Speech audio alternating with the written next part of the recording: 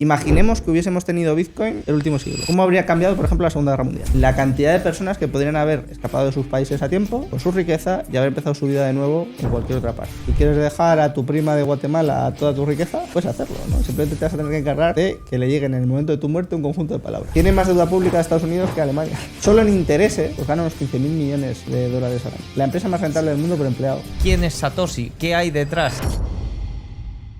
Muy buenas a todos y bienvenidos al podcast 1 de Fibo y Nashi. Esta vez hemos decidido profundizar en algunos de los activos que mostramos en el primer episodio, Ricardo. Sí, nos lo habían pedido en comentarios y hemos dicho, pues vamos a profundizar, pero a más no poder, ¿no? Antes de eso, que este es el primer episodio en el canal oficial del podcast, somos Ricardo, asesor del fondo Multigestión Basalto USA, y Diego, creador de contenido en Diego Puertas y ahora también en este canal sobre mercados financieros. Y bueno, pues en estos podcasts vamos a hablar sobre finanzas y mercados. Y en el episodio 0, que está en mi canal, hablamos de todos los activos y nos pedisteis que profundizáramos poco a poco en cada uno de ellos. Por tanto, para ello el día de hoy vamos a profundizar en Bitcoin.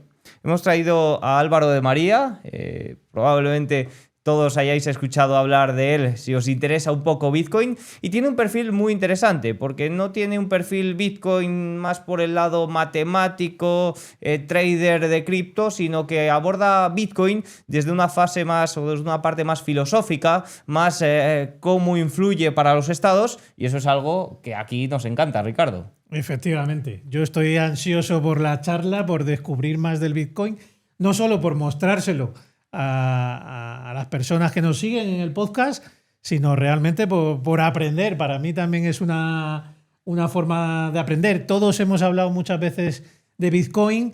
Creo que ya a día de hoy un gran porcentaje de la población mundial ha escuchado alguna vez lo que es Bitcoin, pero pocos lo conocen en profundidad, ¿no? Y si hay alguno de ellos, así es el señor Así Álvaro de María. Muy Pues, buenas. Muy buenas, un placer y muchas gracias por invitarme a vuestro primer episodio. Con mucho gusto y un honor. Muy bien, bueno, pues vamos a intentar lograr uno de los mandatos uno de los mandamientos de este podcast, que era traer a invitados que nos interesaran de verdad a nosotros. O sea, los primeros interesados en lo que nos vas a contar somos nosotros, y luego pues que haya más interesados en la audiencia, pues siempre es bueno, ¿no? Pero nosotros estamos ansiosos por conocer un poco más cómo funciona Bitcoin, sobre todo desde ese enfoque que le aportas a través del libro La filosofía de Bitcoin, recomendable para todos ellos. Además, muy fácil de leer. Fácil de leer no, breve de leer, pero fácil no es. Hay que leerlo un par de veces para comprender todo lo que hablas.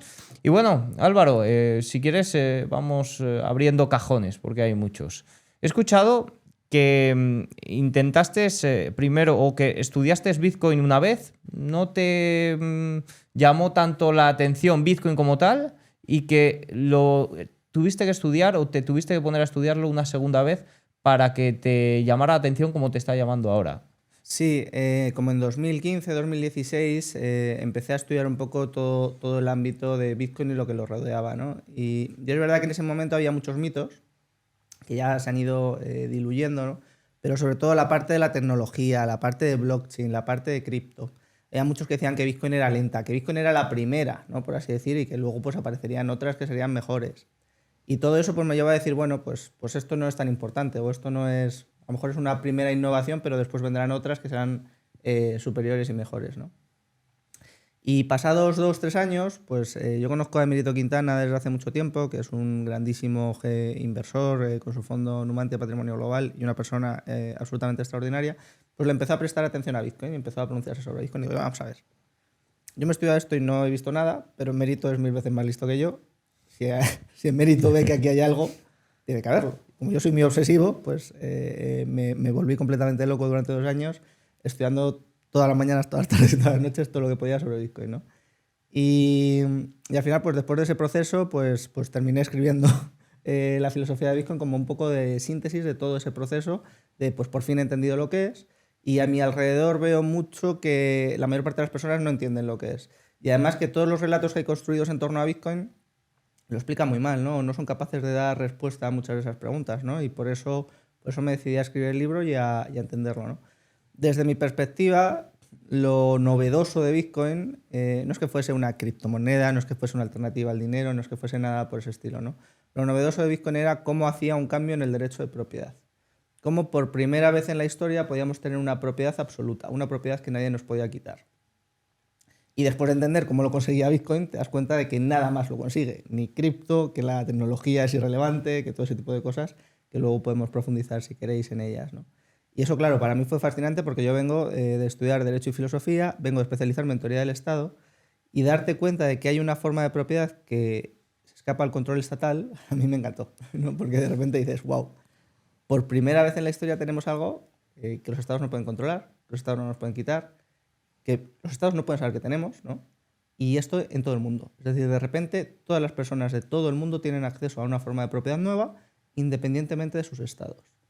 Y eso es gigante. Eso tiene un nivel de trascendencia histórico que cuando pasen las décadas pues lo empezaremos a entender, ¿no?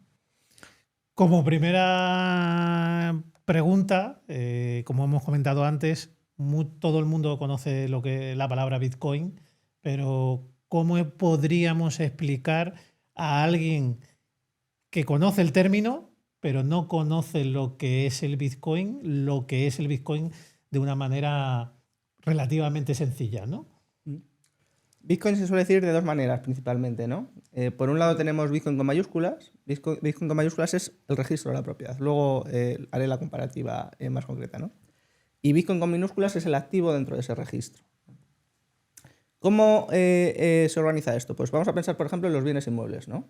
Nosotros tenemos un registro de la propiedad de los bienes inmuebles y cuando yo quiero cambiar la propiedad de algo, pues tengo que llevar una escritura e inscribirla en el registro, ¿no? Una escritura firmada. Y con eso cambio la propiedad del bien inmueble a otra persona, ¿no? Perfecto. Con esto tenemos un sistema de registro de la propiedad que depende de los estados, de los registradores, de toda la normativa, de toda la legislación. Fantástico. Pues Bitcoin, ese Bitcoin con mayúsculas de ese registro, se caracteriza por no depender de un registrador, de un estado, de una legislación, ¿no? Sino que cada nodo, que es pues simplemente un ordenador que ejecuta el código de Bitcoin, va a guardar una copia íntegra de ese registro de la propiedad, ¿no? Y además se va a encargar de supervisar que todo se cumple de acorde al código. Y el código es un poco como esas normas o esa legislación que va a regir ese registro, ¿no? ¿Qué ventaja tiene esto? Pues que es un registro de la propiedad que no depende de nadie, o mejor dicho, que depende de cualquiera, porque cualquiera puede ser un nodo, ¿no? Cualquiera puede tener un ordenador corriendo el código de Bitcoin y formar parte de esa red, ¿no? Claro, cuando yo quiero cambiar la propiedad de mis Bitcoin, lo que tengo que hacer no es nada más que lo mismo que con los bienes inmuebles, firmar una especie de escritura, que es una transacción, que lo voy a firmar con un conjunto de claves, ¿no? Que eso no tiene mucha complicación. Y después eso lo tengo que llevar a inscribir al registro, que es literalmente enviar una transacción. Esto luego lo bajamos, que sé que alguno se irá perdiendo por aquí, ¿no? Pero al final el proceso simplemente es, yo tengo un registro de la propiedad, de un activo real dentro de ese registro, lo que pasa que a diferencia de los bienes inmuebles que están fuera, aquí el activo va a estar dentro del registro, por así decir. Los Bitcoin no se guardan en las hardware wallets ni nada por el estilo, ¿no? Los Bitcoin van a estar en el registro de la propiedad. Y eso lo que nos permite es, desde cualquier parte del mundo, cualquier persona, poder interactuar con ese registro de tal manera que puede cambiar la propiedad como quiera. Esto tiene una serie de ventajas enormes, ¿no? De verdad, porque para interactuar con ese registro simplemente necesitamos el conocimiento de unas claves, ¿no? El conocimiento de unas palabras, que de ahí se van a derivar todas esas claves para gestionarlo. Y es la primera vez en la historia que la propiedad depende simplemente del conocimiento. Yo, para interactuar con ese registro, solo necesito el conocimiento de unas palabras. Con eso ya lo tengo todo. Si yo quiero irme a otro país, me puedo llevar toda la riqueza que quiera en ese registro y la voy a poder recuperar desde cualquier parte del mundo. Y eso no había pasado nunca, con ninguna otra propiedad, ¿no? Y cuando hablamos de la naturaleza del activo de ese registro, de Bitcoin con minúscula, pues es una especie de oro digital, se parece mucho al oro, pero imaginemos un oro perfeccionado mediante software, ¿no? El oro es relativamente escaso. Bueno, pues Bitcoin, el activo de ese registro, es absolutamente escaso. Va a haber 21 millones de unidades, ¿no? El oro es fácil de verificar, ¿no? Hasta por el sonido tú puedes verificar el oro. Bueno, pues en Bitcoin es todavía más fácil, ¿no? Cualquiera puede verificar dentro de ese registro de la propiedad, ya sea o bien con un nodo o bien con otro tipo de servicios, que el Bitcoin que está recibiendo es correcto. El oro cuesta un poquito más dividirlo. Bitcoin tiene la ventaja de que es mucho más fácil de dividir gracias a el componente de ser software, ¿no? De ser digital. El oro tampoco tiene deterioro, ¿no? Pero hay otros activos que sí tienen mucho deterioro, pero Bitcoin todavía tiene menos, ¿no? Y además tiene muchas ventajas de portabilidad. El oro nos permite transportar mucho valor en poquito, ¿no? Una pequeña cantidad de oro tiene mucho valor, pero aún así cuando hablamos de cantidades grandes, pues ya es mucho más complicado, ¿no? Y otro de las innovaciones también de Bitcoin pues es la custodia, ¿no? Al final, para custodiar el Bitcoin que necesites o al que tengas acceso, pues te va a costar lo mismo cantidades astronómicas que cantidades muy pequeñas, ¿no? Y esa reducción de costes frente al resto de activos pues es enorme, ¿no? Entonces, de alguna manera, todas las características que han hecho al oro ser un activo idóneo para transportar valor a lo largo del tiempo, pues Bitcoin las ha perfeccionado mediante el software. Y yo diría que no hay ninguna propiedad que tenga el oro mejor que la que tiene Bitcoin, ¿no? Entonces, eso nos abre un mundo de posibilidades fascinante, que es, por primera vez tenemos una forma de propiedad, tenemos acceso a la propiedad de este activo de una manera nueva, no de una manera distinta. Es decir, podemos tener propiedad simplemente con conocimiento, pero es que también ese activo es superior por propiedades, por características, al resto de activos reales que nos hemos encontrado a lo largo de la historia. ¿Cuál dirías que es la mayor? Si te tienes que quedar con una, entiendo que es la del software con respecto a Bitcoin frente a oro, ¿no? Yo creo que la parte de la oferta fija es el punto clave, ¿no? Al final piensa que el oro tiene una inflación del 1,62% al año. Y eso en 10 años es un 20%. Sí. En Bitcoin no. En Bitcoin acabas con el riesgo de dilución porque tú tienes una parte respecto del total. Y eso al final, pues yo creo que va a ser lo más atractivo, ¿no? Justo muy recientemente se han terminado de emitir los 20 millones, ¿no? Es decir, nos quedan más o menos unos 100 y algo años para emitir el millón de Bitcoin restante. Es una barbaridad, ¿no? Es decir, ya tenemos... O sea, imaginad que estáis en el año 17 después del descubrimiento del oro, ¿no? Pues estamos en el año 17 después del descubrimiento de Bitcoin, ¿no? Estamos muy pronto, pero ya está casi todo emitido, ¿no? Entonces yo creo que estamos en un momento único de la historia que en el futuro se verá como haber sido los grandes privilegiados, ¿no? ¿Y crees que con el tiempo se puede convertir, o se está convirtiendo ya, aunque tenga un factor de mayor volatilidad, en ese activo refugio un poco por excelencia? Yo siempre digo que Bitcoin, como es tan joven, oposita a ello, pero sigue siendo volátil, incluso en los últimos años, con una correlación muy directa con los principales activos de riesgo, tecnológicas y demás.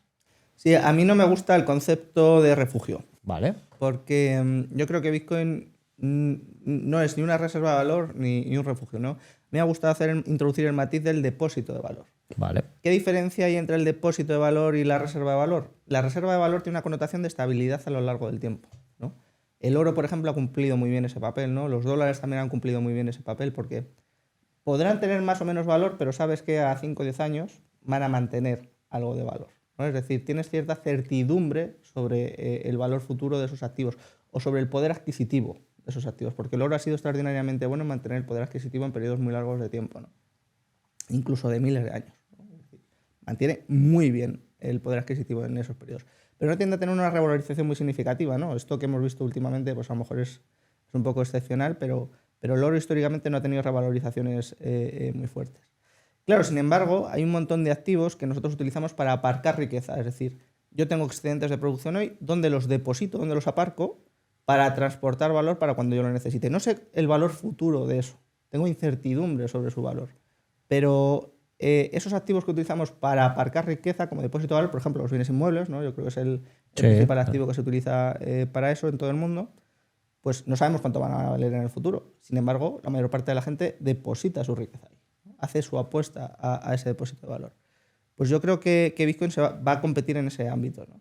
Es verdad que en la parte de refugio podríamos ver algunas de las propiedades de Bitcoin como refugio completamente, pero no tanto el precio de Bitcoin, y luego iré a ello, ¿no?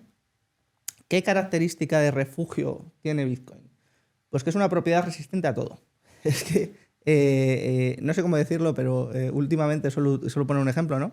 Imaginemos que hubiese una guerra nuclear, ¿no? Y yo qué sé, que un país entero desaparece bombardeado, ¿no? Pues si tú tenías propiedad en Bitcoin y has salido de ese país antes, recuperas tu propiedad en cualquier otro país del mundo. No sabemos cuánto va a valer eso en ese momento, ¿vale? Pero puedes empezar de nuevo tu vida en otro sitio. Toda la propiedad que había en ese territorio ha desaparecido, se ha evaporado. Y tú, sin embargo, simplemente llevando conocimiento, te has podido llevar una riqueza contigo. Que además, aunque te hayan parado en la frontera, no pueden saber qué tienes. A mí me parece increíble, ¿no? Es decir, solo hacer ese ejercicio de... Imaginemos que hubiésemos tenido Bitcoin el último siglo. ¿Cómo habría cambiado, por ejemplo, la Segunda Guerra Mundial? ¿No? Es decir, la cantidad de personas que podrían haber escapado de sus países a tiempo, con su riqueza, y haber empezado su vida de nuevo en cualquier otra parte. Pues si eso lo puede hacer a pasado, pues cómo va a cambiar también el futuro, ¿no? Yo creo que veremos cambios enormes, ¿no? Y que Bitcoin va a tener un papel crucial no solo en este siglo, sino en los siguientes. Sobre la comparación con el oro y teniendo en cuenta, bueno, pues que ¿de cuánto oro disponemos? Pues del que podemos extraer de la tierra y del que ya hemos sacado. El calendario Bitcoin, para que lo comprendamos un poco mejor, o la escasez en el Bitcoin, ¿de qué depende? ¿Por qué no se han emitido todavía todos esos Bitcoins? ¿Hay un calendario? Sí, los Bitcoins se emiten por cada bloque nuevo que se inscribe, ¿no? Imaginemos esto que decía del registro de la propiedad, ¿no? Cada bloque imaginando como una página del registro. Imaginaos que esto fuese un tomo del registro de la propiedad, pues cada bloque es una página. Por cada página nueva que se añade, se va a pagar en Bitcoin a los mineros, en los Bitcoin de nueva creación. Ese es el proceso de generación, ¿no? Actualmente llevamos unas 950.000 páginas casi del registro de la propiedad de Bitcoin, ¿vale? Que estamos ya cerquita del 1.000.000 de páginas del registro, pues se dividen en tomos, por así decir, de 210.000 páginas cada uno. El primer tomo de 210.000 páginas pagaba 50 Bitcoin de recompensa por cada página nueva que se inscribía. Claro, Bitcoin no valía absolutamente nada ahí, ¿no? ¿Por qué son 200? O sea, esto es el fenómeno de reducción a la mitad, que se conoce como halving, ¿no? Sí. En el siguiente tomo de 210.000 páginas, en los siguientes 210.000 bloques, pues se va a reducir a la mitad ese incremento de la oferta, ¿no? Es decir, va a pasar del 50%, perdón, de 50 Bitcoin a 25 Bitcoin por cada nuevo bloque, ¿no? De ahí pasará después a 12,5, de ahí a 6,25. Y ahora estamos en el periodo de 3,125. Precisamente Mérito se dio cuenta de que esto representaba la oferta de Bitcoin que había emitido. En el primer periodo, donde se pagaba 50 Bitcoin por cada bloque, pues se emitió el 50% de los Bitcoin, en el segundo el 25%, en el tercero 12,5%. Y ese es el proceso por el que se van emitiendo los Bitcoin. Ya se ha emitido el 95% de la oferta y hasta 2140 pues se emitirá el 1.000.000 restante de Bitcoin que quedan. O sea que realmente cuando no se puedan emitir más Bitcoins, todo haría pensar que el precio podría subir bastante, ¿no? No estaremos aquí seguramente, ¿no? Bueno, si faltan 100 y pico años. En realidad va a llegar el momento en el que el incremento de la oferta va a ser totalmente ridículo, ¿no? Porque como se sigue reduciendo a la mitad, pues va a ser una cantidad muy pequeña, ni siquiera va a hacer falta esperar a ese tiempo. Pero sería básicamente como si no se pudiese minar más oro y ese oro que hay es el que hay para siempre. De hecho, hay un poco la teoría del halving, ¿no? Y se trata de estudiar un poco el precio en función de ese momento. Pero bueno, eso ya lo dejamos para los analistas, ¿no? Nosotros queremos entender un poco esto y probablemente la audiencia, porque yo lo estoy pensando, digo, Álvaro, estás hablando de Bitcoin y no estás hablando de otras criptomonedas. Aquí entra muy en juego también las stablecoins, que además se oye mucho hablar sobre ellas. ¿Por qué hablas de Bitcoin separado de otras criptos? Sí, la parte esencial de Bitcoin es la de poder tener, la de no depender de terceros, ¿no? Es decir, que no haya un tercero del que tu propiedad dependa. Y para eso es imprescindible que tú puedas verificarlo absolutamente todo por ti mismo, ¿vale? Bitcoin va específicamente orientado a permitir que cada nodo pueda verificarlo todo. Por ejemplo, los bloques son muy pequeños, por así decir, y salen de media cada 10 minutos. Claro, uno puede ver esto y dice, en cada bloque de media caben 2.500 transacciones. 2.500 transacciones cada 10 minutos en todo el mundo, aparentemente es muy poco, ¿no? Si un economista se pone a estudiar esto, dice, esto es imposible que sea una alternativa a absolutamente nada, ¿no? Y entonces empiezan a salir nuevos innovadores, ¿no? Que dicen, bueno, pues, ¿por qué no hacemos millones de transacciones por segundo? Bueno, es que Bitcoin no está pensado para hacer millones de transacciones por segundo. Bitcoin está pensado para que tu propiedad no dependa de terceros. Y para que tu propiedad no dependa de terceros, tú tienes que poder verificarlo todo por ti mismo. Un ejemplo, ¿no? Imaginad que yo os digo, ¿Seríais capaces de leer una página en 10 minutos y decirme si cumple con las normas de ortografía españolas? Yo creo que sí, ¿no? En 10 minutos. Algunos más que otros, pero yo creo que sí. Si te traigo un tomo de 1 millón de páginas y te digo, ¿eres capaz de leerlo en 10 segundos y decirme si cumple con la norma de ortografía española? Pues probablemente no puedas. Pues esa es la diferencia muy matizada, aunque hay mucho más cosas, entre Bitcoin y el resto, ¿no? Bitcoin permite que cualquiera pueda verificar todo por sí mismo, ¿no? Por cómo está diseñado, por cómo está planteado y por cómo está pensado. En el resto de cripto hay puntos donde no hay descentralización, donde tú no puedes verificarlo todo por ti mismo, donde dependes de un tercero en algún punto, ya sea para validar las transacciones, ya sea... Por eso todas las demás pues, pueden tener censura, pueden tener problemas, ¿no? Fijaos que la gran ventaja del sistema de incentivos de Bitcoin, de cómo ha alineado muy bien los incentivos con esta parte de la descentralización, ha permitido que Bitcoin lleve más de 13 años sin una sola denegación de servicio. Eso es una barbaridad, ¿no? Es muy difícil que haya un servicio que no tiene una empresa detrás, o precisamente esa es la virtud que ha permitido eso, que no tenga sola denegación de servicio, ¿no? Se han caído los sistemas de pagos muchas veces, se han caído los bancos, se han caído las empresas que prestan servicios en Internet. Pero Bitcoin lleva más de 13 años funcionando sin una sola denegación de servicio, ¿no? Y eso es en gran medida precisamente gracias a esa descentralización, ¿no? A ser una red de particulares prácticamente, compartiendo, almacenando información y verificando todo por sí mismos, ¿no? ¿Qué problemas hay en el resto de criptomonedas? Pues que te venden que la descentralización, por así decir, está en la tecnología, y no es verdad, ¿no? Al final, si tú en algún punto dependes de un tercero, pues ya estás vendido. No hay ninguna innovación en ese ámbito respecto de lo que tienes en el sistema financiero tradicional, ¿no? Porque al final estás dependiendo de terceros. Decías las stablecoins, ¿no? Las stablecoins a mí me gustan, pero por otro motivo, ¿no? Por un motivo casi empresarial, pero no porque presenten una innovación en el ámbito de la propiedad ni de nada.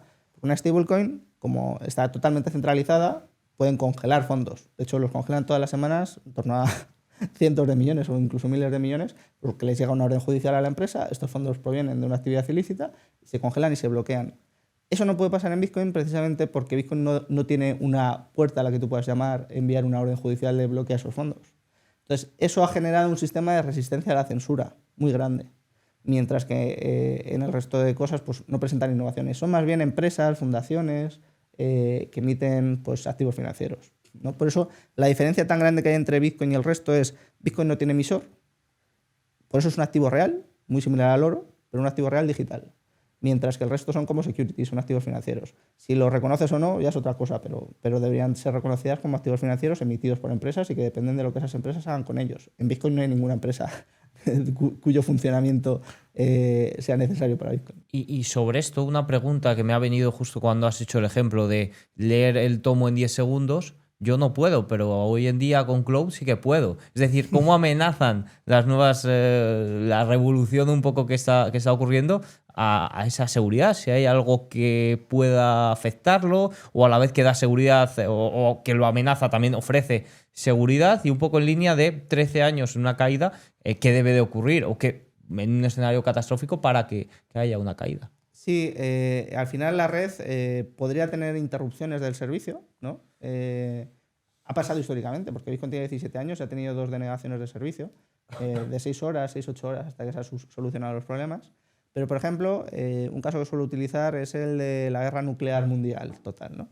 Imaginemos que todos los estados del mundo cierran Internet, ¿no? Pues, suponiendo que no hubiese satélites con nodos de Bitcoin, que los hay, o sea, de verdad, o sea, empresas como Blockstream tienen satélites con nodos, ¿no? Pero suponiendo que no los hubiese, pues la red se interrumpiría, ¿no? Dejaría de producirse nuevos bloques y el registro de la propiedad se pararía. Pero no afectaría a tu propiedad seguiría ahí, y en el momento en el que volviese Internet en alguna parte del mundo, pues volvería a minarse bloques, volverías a poder inscribir transacciones, volverías a poder hacer gasto o transmisiones de valor sin ningún tipo de problema, ¿no? Pero lo que a mí me sorprende es que podrían pasar 10 años, ¿no? De guerra nuclear con Internet cerrado en el mundo, y volvemos después de 10 años y tu propiedad sigue ahí, ¿no? Y como nadie ha podido acceder a tus claves, si tú has mantenido tus claves, pasados esos 10 años, tú puedes gastar tu Bitcoin otra vez y nadie lo ha podido hacer, ¿no?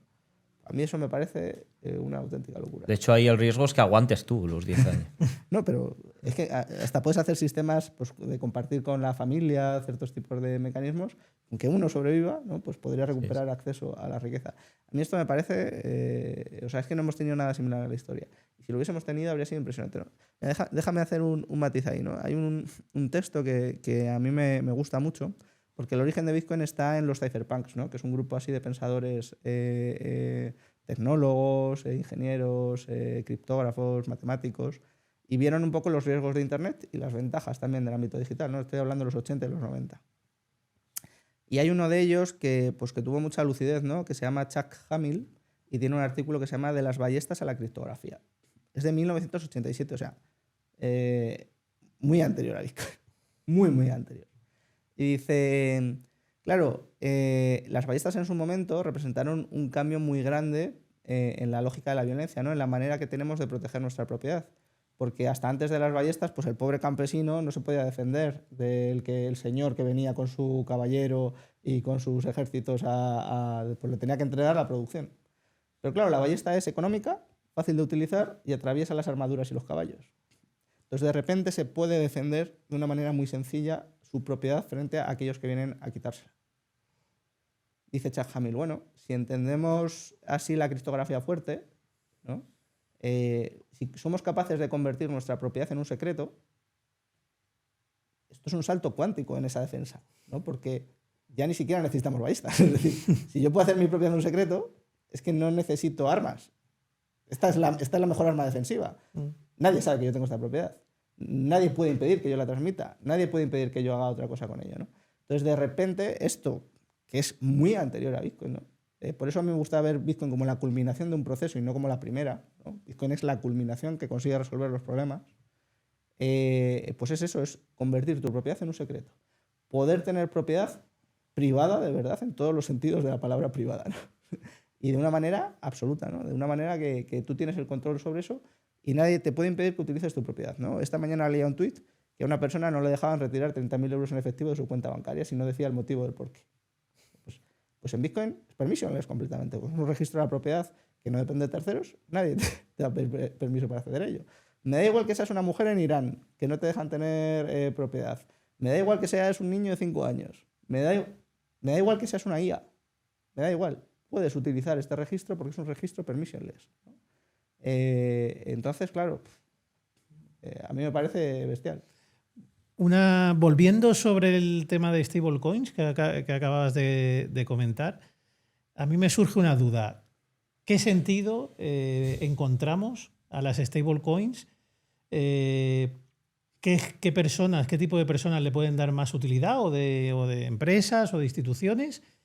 Y realmente si tienen utilidad o no utilidad, porque al final recordemos que las stablecoins son los activos digitales que tienen una paridad con una moneda fiat, ¿no? En este caso el dólar, el euro o la que sea. Sí, a mí me gusta especialmente una empresa que se llama Tether, ¿no? Que es la emisora de USDT, porque stablecoins hay muchas, ¿no? Pero esta prácticamente tiene casi el monopolio, ¿no? Claro, ¿qué hace Tether? Pues Tether emite un token que él tiene la obligación de tener la paridad con un dólar, ¿vale? Un USDT y un dólar. ¿Y qué tiene en el activo para garantizar eso, ¿no? Este es su pasivo. ¿Qué tiene en el activo? Deuda pública de Estados Unidos a corto plazo, oro y Bitcoin, ¿no? Y sobrecolateraliza mucho con eso. Claro, tiene más deuda pública de Estados Unidos que Alemania. Después de los bancos centrales es el que más solo tiene. Entonces, solo en intereses de lo que tiene deuda pública de Estados Unidos, pues gana unos 15.000 millones de dólares al año. La empresa más rentable del mundo por empleado. No hay prácticamente empresas con esos márgenes de beneficio, con esas bajadas. Es un modelo de negocio muy seguro, porque realmente está no solo sobrecolateralizado, sino que además con riesgo prácticamente de que tiene que impagar el gobierno de Estados Unidos, ¿no? Claro, ¿qué está haciendo? Lo que está haciendo es ofrecer dólares sintéticos a aquellas personas que no tienen acceso a dólares en sus países. O bien porque no tienen cuentas bancarias, o bien porque tienen bloqueos, o bien porque tienen sus monedas fiat locales que no sirven para nada, ¿no? Claro, a todas esas personas les ofrece el acceso a esto. ¿Quién demanda USDT? Pues principalmente en Latinoamérica se demanda a lo bestia, ¿no? Imaginad que sois un argentino que tiene alternativa a pesos. El gobierno ha capado a la tenencia de dólares a una cantidad, o te pone unos impuestos que te mueres si tratas de utilizar dólares, o te obliga a convertir o lo que sea. Pues de repente yo tengo esto. La forma de cubrirse contra la inflación.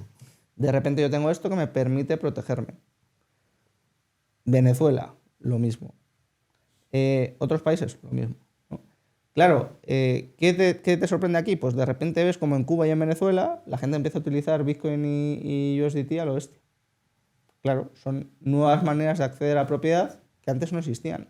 Y de repente estas personas las pueden utilizar por muy tiránicos que sean sus gobiernos. Es que los gobiernos no se enteran de lo que pasa por ahí. Y esa es en parte también la emergencia de un nuevo dominio, ¿no? El ciberespacio es un nuevo dominio que atraviesa también a los estados. Entonces, fijaos los desafíos que tienen los estados de repente. Cada vez más riqueza pasa por el ciberespacio. La riqueza es digital, más comunicaciones, más cosas. Y no pueden ejercer su soberanía ahí. Es un poco como en los océanos. No tienen capacidad para controlar todo lo que pasa por ahí y les traspasa completamente. Entonces, a mí me encanta Bitcoin porque pone en manifiesto ese fenómeno. Pone en manifiesto como, oye, de repente en algo como la propiedad, pues el Estado ya no tiene nada que decir aquí. Aquí. En el resto de propiedades sí, pero aquí no. Y eso lo puede comprobar cualquiera. Y es alucinante, ¿no? Y cuando lo ves y lo vives y lo pruebas, dices, wow, ¿no? Y eso yo creo que va a empezar a cambiar muchas cabezas. Quizás un poco el riesgo, hablando de las stablecoins, de todo lo que has explicado de Tether, es como una institución financiera no bancaria, ¿no? Y un poco el riesgo es que se están convirtiendo en tan grandes que en caso de que, por ejemplo, haya unas solicitudes de reembolso que no pueda hacer frente a ello, ¿no? Como le pasa a los bancos cuando son ilíquidos y demás. Y que el colateral o buena parte de él, oro o Bitcoin, pueda ser un poco volátil. Entonces ahí quizás está el riesgo en este caso, las stablecoins, y la gran diferencia con Bitcoin, que Bitcoin no tiene ese problema. Efectivamente, en Bitcoin no hay riesgo de contrapartida porque tú lo que tienes es un activo real. En el otro lado tienes un activo financiero completamente, claro. Entonces tienes riesgo de contrapartida. ¿Qué ventaja tiene Tether? Pues Tether tiene la ventaja de que la mayor parte está en deuda pública de Estados Unidos a corto plazo, ¿no? Entonces esos riesgos de liquidez los ha podido mitigar muy bien. Por ejemplo, ¿qué tuvo? Pues tuvo solicitudes de reembolsos de 40.000 millones. Y los aguantó. A ver qué banco aguanta una solicitud de reembolso de 40.000 millones, ¿no? Claro, vendes la deuda y si hace falta el oro y Bitcoin, ya está, y compensas, ¿no? Tienes diferentes activos con diferente liquidez y yo creo que eso también refuerza, ¿no? Fíjate que hay otra diferencia con la segunda empresa de stablecoins más grande, que es Circle, que por ejemplo a mí no me gusta nada, ¿no? Aunque es la que le gusta a todos los reguladores, ¿no? ¿Qué tiene Circle? Circle, en vez de tener deuda pública de Estados Unidos a corto plazo, tiene depósitos bancarios. Y tú dirás, bueno, mejor que tenga su dinero, porque Tether, por ejemplo, coeficiente de caja 0%, ¿vale? Es decir, no tiene dólares, tiene promesas de dólares futuros, ¿no? De activos denominados en dólares. Y Circle se decanta por tener depósitos bancarios. ¿Pero dónde los tenía? En el Silicon Valley Bank, una parte importante de ellos. Quiero al Silicon Valley Bank, por el miedo, reembolso, no tiene activos suficientes para el reembolso, pierde la paridad. Claro, para que a Tether le pasase una situación así, el que tendría que pagar sea el Tesoro americano. Si pagan, pues... sí, quizás un poco el riesgo catastrófico un poco de esto es que suban mucho los rendimientos de los bonos, el precio se desplome y haya tanta solicitud de reembolso que no se puede hacer frente. Pero ya es una empresa tan grande, con tantos demandantes en tantos países. Y que gana 2.000 millones de demandas semanales. Sí. A mí ahí me preocupa otra cosa, que Tether llegue a ser tan importante, porque, como decías, tiene más deuda americana que la propia Alemania, que ya al gobierno americano también se ande con cuidado con Tether, porque al final le interesa que a Tether no le ocurra nada. Hombre, por supuesto, y esto lo ha visto muy bien Trump en este gobierno, ¿no? Al final Trump ha dicho, oye, ¿por qué vamos a atacar a estas empresas, a estas compañías? Si para nosotros es un negocio increíble. O sea, nos generan una expansión de los dólares allí donde nosotros no llegamos y nos demandan más deuda pública. Me están haciendo un negocio extraordinario, vamos a fomentarlo todo lo que podamos, ¿no? Y claro, eso en el momento en el que lo ha entendido Trump, pues yo creo que le viene de locos, ¿no? Y yo creo que vamos a vivir un proceso de hiperdolarización, ¿no? Es decir, mucha gente se cree que el dólar se va a acabar y cosas de ese estilo. Yo, por el contrario, creo que estamos viviendo ya y que vamos a seguir viviendo un proceso de hiperdolarización. como todas las monedas fiat del resto de países se van a terminar devaluando frente al dólar a lo bestia. Pero la devaluación ni siquiera es unitaria, ¿no? Porque yo creo que esto es uno de los fenómenos que aquí, sin yo ser especialista en ámbitos monetarios ni mucho menos, ¿no? Que peor se han entendido, ¿no? Que es que el euro se aprecia contra el dólar. Bueno, se aprecia unitariamente, si quieres. Pero es que ¿cuántos dólares crean respecto a los euros que se crean? Es decir, a nivel agregado, a nivel relativo, es una barbaridad lo que se está depreciando el euro frente al dólar. Unitariamente, si quieres, no. Pero a nivel global y a nivel agregado es una locura. Y de ahí vemos el empobrecimiento tan grande que estamos viendo los europeos, ¿no? Luego intenta irte a Estados Unidos a comprar cualquier cosa. Me hace mucha gracia los memes que utilizan los estadounidenses diciendo los pobres europeos que cobran $67.000 al año, ¿no? Y digo, bueno, en España la mayoría está por debajo, ¿no? y lo hacen como cachondeándose de los europeos. Sí, ¿no? sí, Bueno, pues mejor que no conozcan España, porque entonces ya...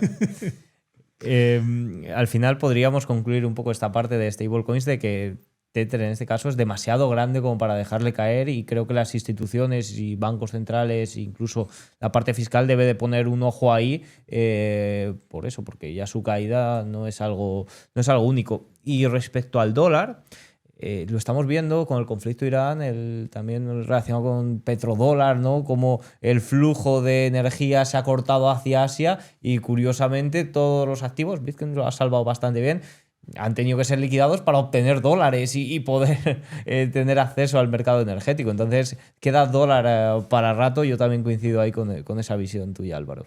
Sí. Bueno, y sobre todo en el mundo en el que estamos hoy en día, que lo que estamos viviendo es un Estados Unidos que quiere emitir más deuda. No le queda otra. La máquina de la deuda no para, pero a Estados Unidos y casi todos los países desarrollados.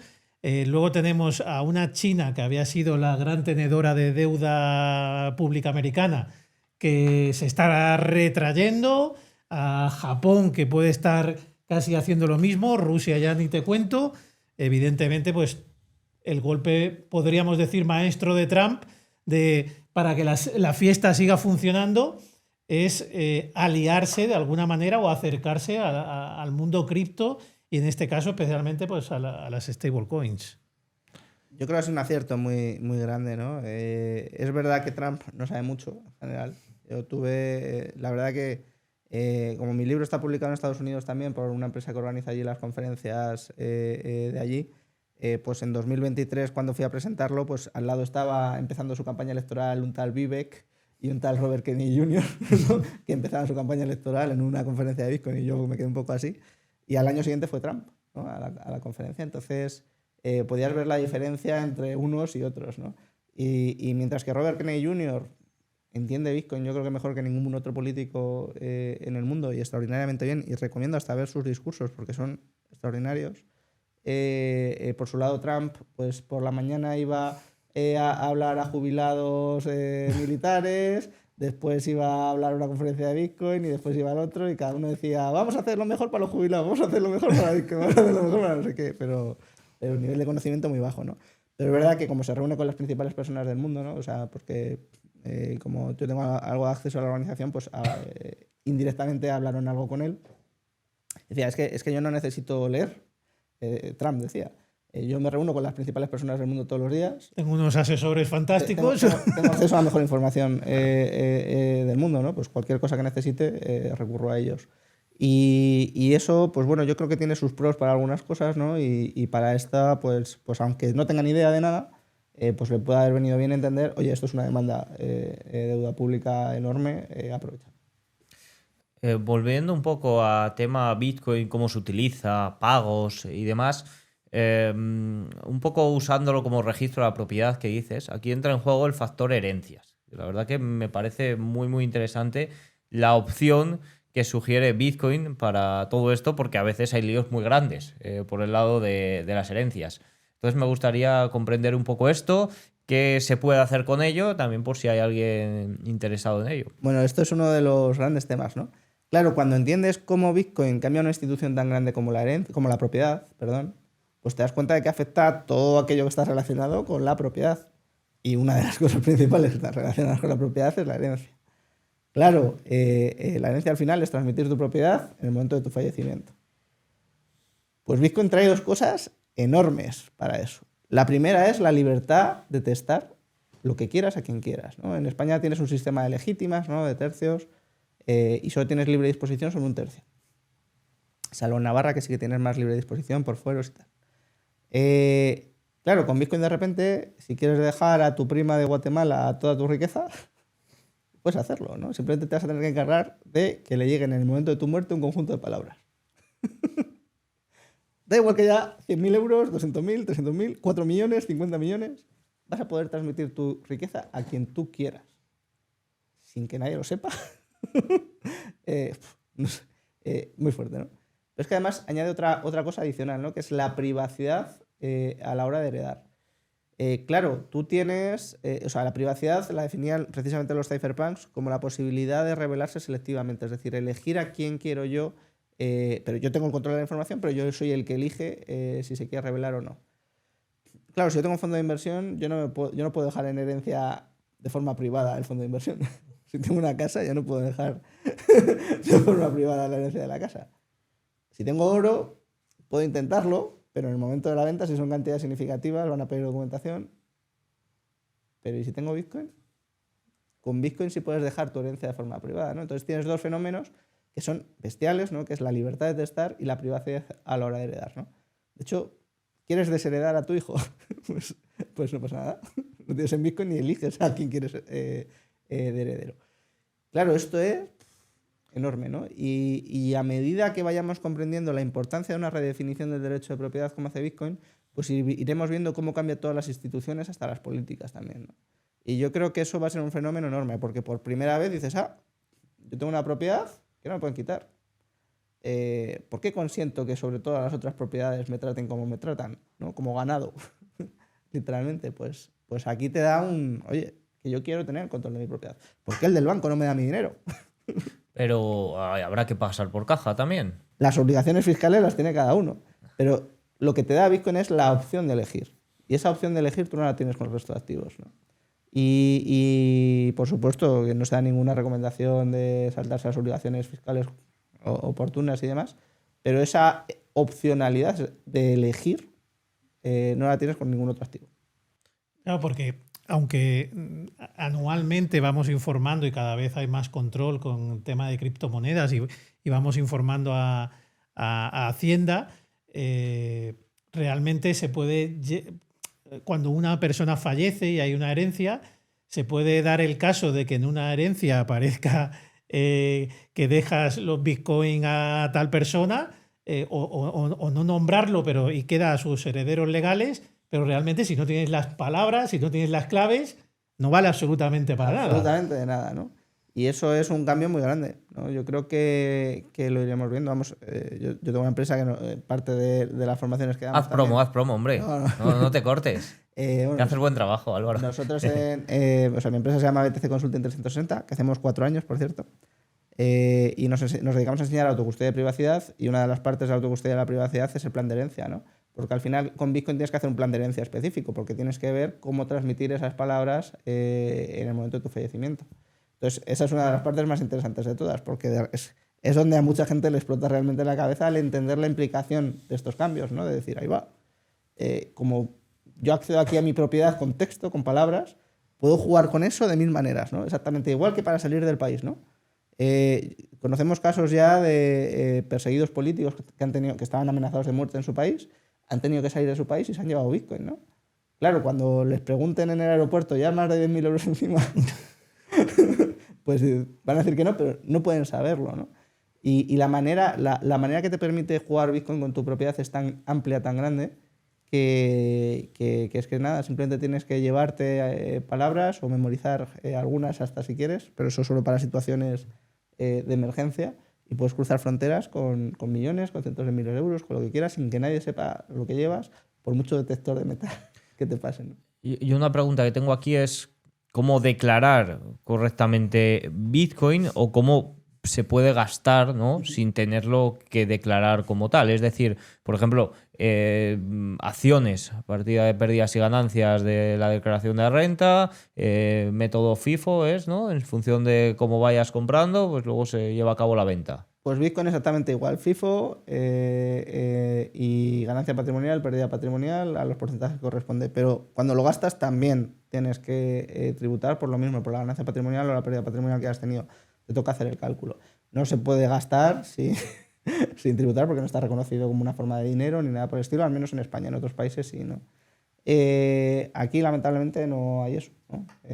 Yo con algunos inspectores de Hacienda también he planteado la posibilidad de que generen sistemas de bolsas, ¿no? Donde en una bolsa te permitan hacer ese tipo de función monetaria de Bitcoin, mientras que en otra te permitan ese activo de aparcar riqueza donde tribute por ganancia patrimonial o por lo que sea, ¿no?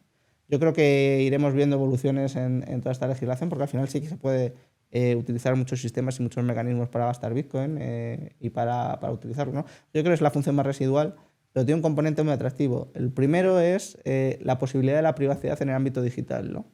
Cuando nosotros pagamos con tarjeta, automáticamente se sabe qué estamos pagando, a quién estamos comprando, lo sabe nuestro banco y puede informar a terceros. Pero si yo utilizo Bitcoin, no. Si utilizo Bitcoin, esa transacción queda entre la empresa que me vende el servicio y yo. Como si le pagas en efectivo. Si yo le pago en efectivo, esa transacción queda entre los dos, ¿no? Pues Bitcoin nos devuelve eso, pero al ámbito digital. Y eso es enorme. Recuperar la privacidad en el ámbito digital es una cosa gigantesca, ¿no? Pero es que además también permite la resistencia a la censura, ¿no? Entonces, por ejemplo, para los argentinos tenían muchos problemas con las exportaciones, ¿no? Porque tenían muchas regulaciones de tipos cambiarios y de cosas de ese estilo, ¿no? Claro, pues nada, utilizar Bitcoin y ya está. Es un método de pago complementario, alternativo y fijar los precios de otra manera, ¿no? Y nadie se entera de lo que pasa por detrás, ¿no? Pasa totalmente desapercibido. Pues eso lo iremos viendo, yo creo que a lo bestia a lo largo de las próximas décadas, como la gente va descubriendo que hay una posibilidad paralela de tener tu propiedad sin las restricciones absurdas de la legislación, ¿no? Y ya que hemos hablado de gastar Bitcoin, vamos a hablar de comprar Bitcoin, ¿no? ¿Cuál sería la forma más recomendable? Porque creo que la gente sobre las wallets frías tiene algún concepto que no es el correcto, ¿no? Sobre la seguridad, sobre todo, me refiero. Muy bien dicho, ¿no? A ver, lo primero es, yo siempre digo lo mismo, ¿no? ¿Para qué quieres Bitcoin? Porque en función de eso vas a tener que optar por una opción o por otra, ¿no? ¿Tú quieres Bitcoin simplemente por la revalorización del precio? Pues probablemente lo que más te interese sea comprar un vehículo, ¿no? Porque si lo único que te interesa es esa revalorización, pues te ahorras todos los riesgos de custodia, te ahorras los problemas, te ahorras los líos y los trámites. Hasta fiscales, ¿no? Podríamos decir, porque estás dentro del sistema financiero español. Te lo simplifica mucho todo, ¿no? Entonces, vehículos, ETFs, fondos de inversión específicos de Bitcoin, cosas de ese estilo, ¿no?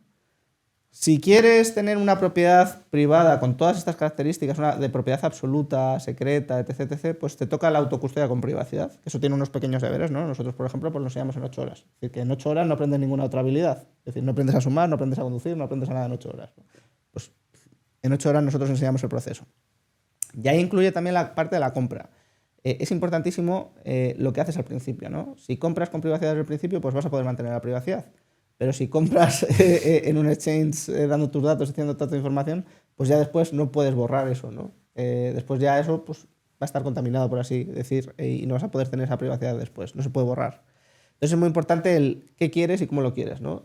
Y entre estas dos vías, pues yo diría, no son incompatibles, ¿no? Pero sí que la que tacharía sería la del exchange, ¿no? A mí el exchange me parece el peor de los mundos porque no tienes ni privacidad ni tienes simplemente exposición al precio, ¿no? Te vendes de alguna manera asumiendo muchos riesgos y no tienes todas las ventajas que tiene o la simple exposición al precio o esta propiedad, que yo últimamente ya lo digo casi como un seguro, ¿no? Es decir, yo quiero tener aquí una mochilita de si me tengo que ir mañana con mi riqueza y tengo que empezar mi vida en otro país o tengo que hacer cualquier cosa o me pasa cualquier tipo de situación imprevista, financiera, económica o lo que sea, ¿dónde tengo yo esa mochilita de la que puedo tirar en cualquier tipo de escenario, ¿no?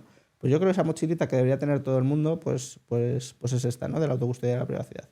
Yo creo que se pueden combinar, ¿no? Ambas dos, pero es verdad que Bitcoin no deja de ser un activo al portador, ¿no? ¿Cuánta riqueza tendrías en tu casa en una caja fuerte? ¿Cuánto efectivo? ¿Cuánto oro? Pues la misma pregunta te tienes que hacer con Bitcoin, porque lo que estés atesorando ahí lo tienes al portador, ¿no? Aunque luego hay muchos sistemas para generar resistencia a ataques físicos o cualquier tipo de escenarios, ¿no? Y sobre lo que comentabas de las wallets, pues lo mismo, ¿no? La mayor parte de la gente se cree que los bitcoins se guardan en los dispositivos, ¿no?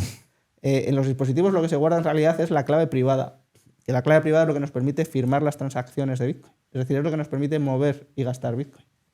Pero eso no es lo que nos permite, eso no es que estén ahí guardados los Bitcoin. Los Bitcoin van a estar en el registro, nosotros tenemos que interactuar con el registro. Esto no nos sirve nada más que para mandar, por así decir, la escritura esa firmada de quiero vender mi casa, pues quiero enviar mis Bitcoin a otro sitio. Eso es lo que firmamos, esa escritura con esto, y eso es lo que se guarda en los dispositivos, ¿no? Y entonces hay muchísimo malentendido sobre las wallets y hay muchas confusiones y hay muchos mitos también sobre... O sea, digamos que los Bitcoin están en el registro, que es como el equivalente a que en el registro de la propiedad tuviéramos las casas allí, Exacto. ¿no? Pero no es el caso.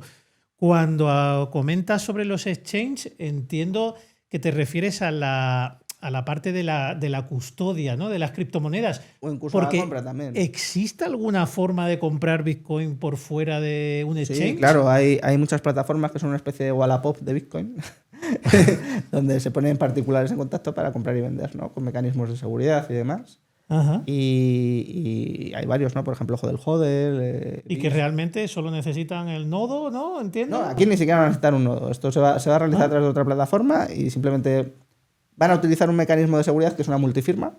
Pues imaginad en el banco, ¿no?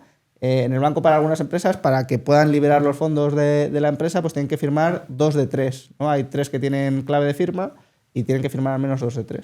Pues aquí va a ser el mismo mecanismo. El vendedor va a depositar los Bitcoin en una multifirma 2 de 3, el vendedor tiene una clave, el comprador tiene otra y otra la tiene la plataforma. Si toda la operación va bien, van a firmar comprador y vendedor y se van a liberar los Bitcoin.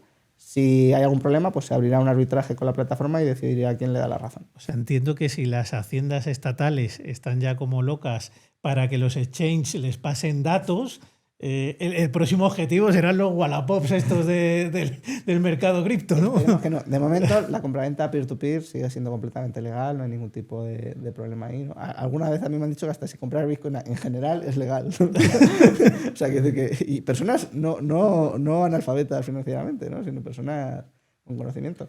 Entonces, tanto la compraventa entera entre particulares es completamente legal, ¿no? No hay ningún tipo de problema. Una pregunta aquí que me surge es, has dicho que es muy importante hacer las cosas bien desde el principio para que no esté contaminado.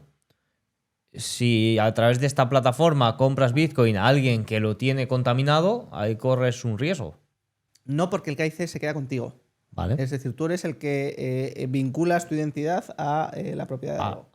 A la cartera, en este Claro. caso. Bueno, en realidad a esos Bitcoin, ¿no? Vale. Si esta persona luego no hace la declaración de la venta y luego yo he utilizado esos Bitcoin para un problema legal, pues a lo mejor le van a pedir cuentas a él porque saben que ese Bitcoin ha salido de él, ¿no? Entonces sí que es importante tanto cumplir con todas sus obligaciones como guardar toda la información, ¿no? Yo creo que esta es una de las recomendaciones más importantes, porque al final mucha gente tiene problemas. Hay que guardar siempre tanto los comprobantes de las compras como de los envíos de las transferencias, ¿no? Porque esa información te va a ser muy útil de cara a no tener problemas en el futuro. Vale. En uno de los capítulos del libro, creo que es el capítulo 13, si no me equivoco, llega uno de los temas pues, más relevantes, ¿no? Que es qué pueden hacer los estados ante Bitcoin. Que ya sé lo que me vas a responder, pero ¿realmente no pueden hacer nada? O sea, teniendo en cuenta la tarta tan grande en la que se va a convertir esto, que solo un porcentaje pequeño de la población mundial podríamos decir que tiene Bitcoin, aunque cada vez va creciendo más, ¿no hay nada que puedan hacer para controlar Bitcoin o para poder meterle mano? Pues mira, precisamente no pueden hacer nada, ¿no? Que es el capítulo que más suele gustar. Radica en que Bitcoin no deja de ser nada más que texto. Al final, con lo que yo accedo a mi propiedad de mis Bitcoin, son palabras. Con eso es con lo que voy a derivar las claves y con eso es con lo que voy a poder gastar el Bitcoin, ¿no? Pero es que en el registro de la propiedad también es un registro de la propiedad de texto. Es decir, lo que hay ahí es texto. El texto de las escrituras, por así decir, ¿no? Y esa copia de todos esos registros la tienen casi más de 100.000 nodos en todo el mundo repartidos. Entonces, ¿cómo acabas con un registro de texto? Primero, ¿pueden impedirme que yo tenga texto? No. No pueden impedir que yo tenga 13 palabras, 12 palabras. ¿Pueden impedir que yo envíe texto? Tampoco. Tampoco pueden impedir que lo gaste. ¿Pueden impedir que yo tenga un ordenadorcito corriendo un software y un código? Que en realidad lo que está haciendo es guardar una copia de ese registro. Tampoco, ¿no? Incluso pueden apagar algunos, pueden impedir que lo tenga yo, pero no pueden impedir que lo tenga otro en Estados Unidos, otro en Australia, otro... ¿no? pueden tener muchas complicaciones para hacer ese tipo de persecuciones, ¿no? Y tendrán que hacerlo a nivel absolutamente global. Entonces yo creo que Bitcoin ya ha alcanzado un punto donde es completamente imposible de apagar, ¿no? Y aunque se pudiese apagar en un momento, no se acabaría con Bitcoin, ¿no? Siempre habría copias, siempre habrá nodos por ahí que guardarán copias de ese registro y tu propiedad seguirá intacta. Y claro, ese es el punto de ruptura, ¿no? Hemos hecho nuestra propiedad texto y tenemos un registro global de texto, ¿no? Pero un texto que no es tan parecido a otros, ¿no? Porque ha resuelto una serie de problemas del ámbito digital muy importantes por los sistemas que tiene, ¿no? Pues el problema del doble gasto, el problema del tercero de confianza. Entonces, hemos conseguido, pues eso, una propiedad que no depende de nadie, pero que en realidad, en última instancia, solo es texto. Y como solo es texto, ¿cómo acaban los gobiernos, los estados con texto? Difícil, difícil. Y realmente, una de las respuestas que están dando los estados al Bitcoin, ya que no le pueden meter mano, es el euro digital, el yuan digital, el dólar digital que tanto se habla. Pero fíjate qué naturaleza tan distinta tiene, ¿no? A mí no se me olvidará, no citaré el banco con el que es, ¿no? Pero un directivo de un banco español importante me dijo, pero eso del Bitcoin se va a acabar porque lo va a sacar, va a sacar el Bitcoin europeo digital, no sé qué, ¿no? Que es en referencia al euro digital. Me lo creo. Digo yo, fíjate qué diferencia tan abismal hay entre Bitcoin y las CBDCs, ¿no? Bitcoin es un activo real, no depende de terceros. Tiene una oferta fija. Las CBDCs dependen de terceros. Tienen una oferta indefinida. Correcto. No sabemos cuál va a ser, pero puede ser. Propiedades totalmente diferentes. Entonces, las dos lo que caracteriza... Bueno, y privacidad también, que Bitcoin te permite tener privacidad. Aquí no, ¿no? Entonces, las tres características principales de Bitcoin, de oferta fija, no dependencia de terceros y privacidad, son las tres que no tiene ninguna CBDC, ¿no? O sea, que una diferencia de naturaleza absoluta, ¿no? Por eso digo que al final el mito de la tecnología es lo peor, ¿no? Es decir, el hacer un saco... Me gusta mucho la comparación que suele hacer Juan Ramón Rayo cuando dice, no, es que hablan de criptoactivos. Y digo, ¿y por qué no hablamos de papiroactivos? Porque papiroactivos me entra un contrato de deuda, me entra un papel firmado, me entra un billete, me entra... ¿no? Me puede entrar tanto un... bueno, me puede entrar un contrato de deuda con Jeff Bezos, firmado ante notario, como uno falso de uno que se hace pasar por Cristiano Ronaldo. Claro, si llamamos a eso papiroactivos, pues ok, pero no, cada uno tiene su naturaleza, cada uno es distinto, ¿no? Pues aquí igual, cada uno tiene su naturaleza distinta, ¿no? Yo por minimísimo, pues haría la diferencia entre Bitcoin, muchas otras criptomonedas y demás, y la parte de las stablecoins, ¿no? Que yo creo que la parte de las stablecoins, especialmente la parte de USDT, pues sí está más consolidada como un activo financiero reconocido y ya está, ¿no? Por ir acabando, Álvaro, y sabiendo que has estudiado filosofía, me gustaría preguntarte el enfoque filosófico que le das al nacimiento de Bitcoin y un poco a todo lo que rodea a, oye, hay mucho dinero ahí aparcado, ¿qué pasa si en algún momento ese dinero o ese Bitcoin que supuestamente estaba activo se empieza a mover? No entiendo muy bien a qué te refieres. No, a un poco el enfoque del nacimiento de Bitcoin. Es decir, se habla mucho, has hablado antes de que los inicios están en los años 80, luego se habla mucho de Satoshi Nakamoto, ¿no? Pues un poco, ¿cómo enfocas eso desde el lado filosófico del nacimiento? Lo fijas en el libro, ¿no? La caída de los estados, un poco una amenaza para todo ello, pero es decir, hay tanto dinero ahí que ha quedado aparcado desde el nacimiento, ¿no? Porque se dice que hay wallets relacionadas con ese nacimiento, que es un dinero que está como perdido, olvidado, y si ese dinero se empieza a mover, ¿qué podría pasar, ¿no? Que un poco el nacimiento o si el creador en algún momento puede hacer algo sobre todo esto. Muy buen punto, ¿no? Al final los orígenes de Bitcoin están en ese grupito que mencionaba antes, que son los cypherpunks, ¿no? Que los cypherpunks pues, son un grupo de tecnólogos, matemáticos, criptógrafos, los 80 y los 90 especialmente, que pues, veían los problemas del ámbito digital, que el principal problema que veían era la privacidad, ¿no? El principal problema que ven es en el ámbito digital tenemos terceros que nos proveen los servicios, ¿no? Tenemos empresas que son los que nos dan el servicio. Pero si son terceros los que nos dan el servicio, yo no puedo elegir revelarme selectivamente, ¿no? Si yo te entrego a ti un billete en efectivo aquí, pues esa transacción queda entre tú y yo, ¿no? No la sabe nadie más. Pero si yo te hago una transferencia bancaria, pues ya el banco sabe lo que has recibido, quién te lo ha enviado, ya esa información no es privada. Lo mismo con una carta. Yo te doy un sobre cerrado aquí, lo leemos, queda privado, yo te envío un correo, ya ese correo ya no es privado porque el proveedor del servicio, sea Gmail, sea quien sea, puede acceder al contenido de ese correo. Le llega una orden judicial y lo revela, ¿no? Claro, ¿cómo conseguimos tener privacidad en el ámbito digital? Esa era la pregunta, ¿no? Pues para eso hay que resolver el problema del tercero de confianza. Hay que conseguir crear un sistema que no dependa de terceros. Bitcoin en realidad lo hace haciendo que dependa de tantos terceros que en realidad no dependa de ninguno, ¿no? Pero esa es la primera manera en la que lo resuelve. Claro, la segunda es, vale, pero hay que resolver otro problema. Hay que resolver el problema del doble gasto, porque en el ámbito digital todos son conjuntos de datos. Todo no es más que información, ¿no? ¿Cómo consigo yo crear un conjunto de datos escaso? ¿No? Ese era un poco el desafío. Porque claro, una imagen de WhatsApp yo te la envío a ti y tú se la puedes enviar a 50.000. Si eso lo hacemos con un activo económico, pues tenemos un problema, ¿no? Porque si es como darle a la maquinita de imprimir de forma ilimitada. ¿Qué se hace? ¿No? ¿Qué se hace? ¿No? Claro, ¿cómo hemos solucionado el problema del doble gasto normalmente? Con terceros de confianza que restringen el acceso. Mi banco se asegura de que yo mis 100 unidades del banco no me las gasto varias veces, ¿no? Esa es la manera que tenemos. Pero ya entonces volvemos al problema del principio. Tenemos un problema del tercero de confianza. ¿Qué hace Bitcoin para resolver ese problema del doble gasto? Pues principalmente utiliza un sistema nuevo que se inventa Satoshi, ¿no? Que es el modelo de Ucho, que es como funciona en realidad. Esta ya es la parte donde la gente desconecta, porque ya Ucho es una palabra así como fea. que sale mucho en tu curso, que recomendamos. Que llama mucho la formación. Que al final no es más que el soporte de los Bitcoin, ¿no? Voy a ver si tengo. Voy a hacerlo más fácil, porque si es más visual, la gente lo verá mejor. Esto es un billete de 50 euros, ¿no? Es un billete, es una cosa. Tiene una denominación en euro, pero es un billete. No es como el dinero en el banco, ¿no? Claro, si yo te tengo que pagar algo a ti, pues yo te tengo que entregar el billete entero, ¿no?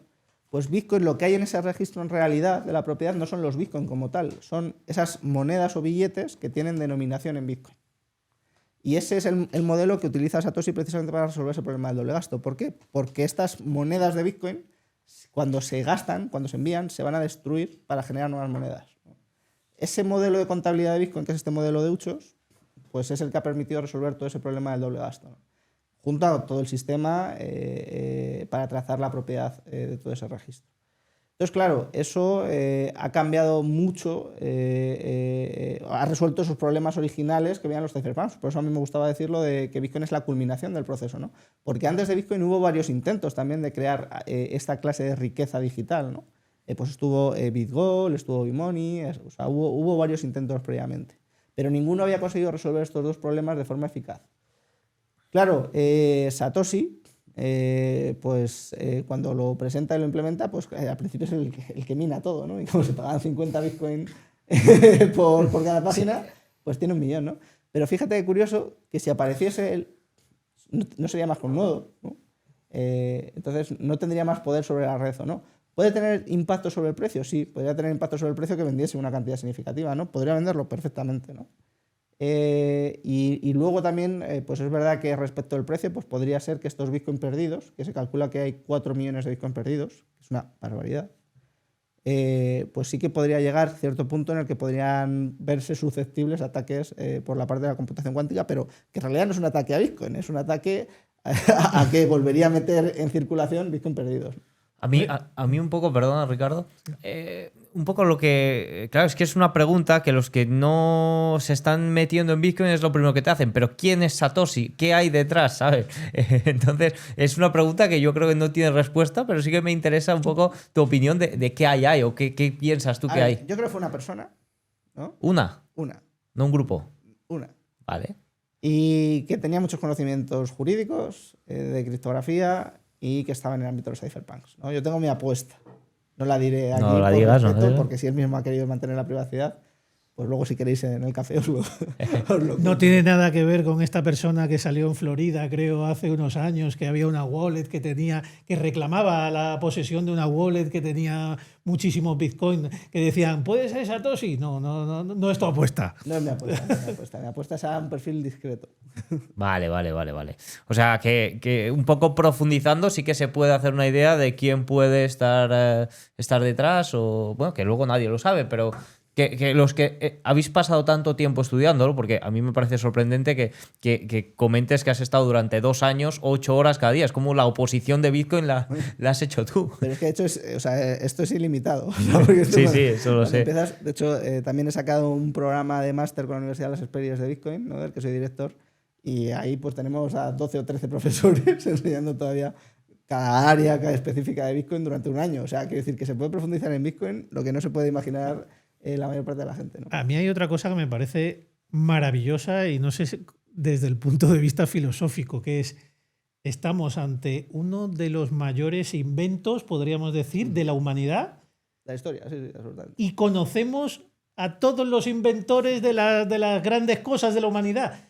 Este señor es realmente muy especial para Pero es que no se le conozca. Sabía perfectamente lo que estaba haciendo, ¿no? Sí, sobre todo porque el concepto de privacidad que te da el Bitcoin se lo aplica él mismo al no mostrarse, Y ¿no? si hubiese salido, pues habría acabado muy mal, ¿no? Y yo creo Sí, que se ve que es el riesgo principal, ¿no? Pues ataques físicos, ataques de gobiernos, ataques de lo que fuese, pues yo creo que incluso acusaciones legales, pues yo creo que habría tenido muchas, ¿no?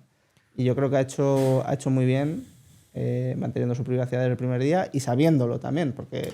Y sobre todo es curioso porque cuando este señor se inventa el Bitcoin, por llamarlo de alguna manera, no creo que pensara que iba a ser o a llegar a ser lo que puede ser hoy en día o lo que es hoy en día. Convencido de que sí. Entonces ese es el principal motivo de la privacidad y de ocultarse, es decir, me estoy metiendo aquí en un jaleo impresionante. Fíjate, las primeras conversaciones entre algunos de los cypherpunks cuando aparece Bitcoin es, bueno, esto podría valer más o menos 10 millones por moneda. Estamos hablando de 2009, 2010. Ya están hablando de eso. Sí, sí. Entonces, por eso digo que sí sabían perfectamente. Y alguno pagando un Bitcoin para comprar una pizza.